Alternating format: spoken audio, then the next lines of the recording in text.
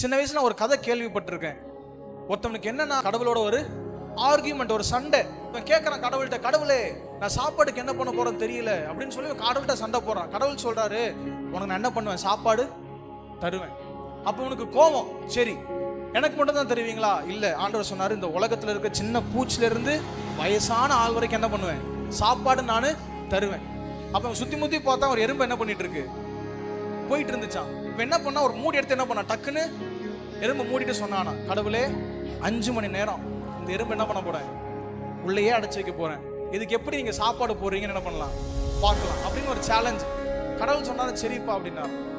இவனுக்கும் டைம் ஓடிக்கிட்டே இருக்குது, சாப்பாடு உள்ள போயிடுச்சோ என்ன பண்றான், ரொம்ப கஷ்டத்துல உட்காந்து இருக்கான். ஏன்னா சேலஞ்சு போயிட்டு இருக்கு இல்லையா, தோத்துறக்கூடாது.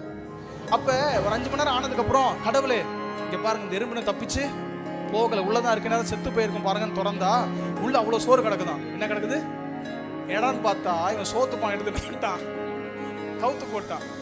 அவ பாருங்க, ஆண்டவர் எப்படியும் அவர் போஷிக்கிற தேவன். நான் சொல்றது புரியுதா உங்களுக்கு? இவன் நினைச்சா நம்ம மூடிட்டோம், அதுக்கு என்ன கிடைக்காது, அது உள்ள ஹாயா படுத்து கிடந்து என்ன பண்ணுது, ஒவ்வொரு அரிசியா.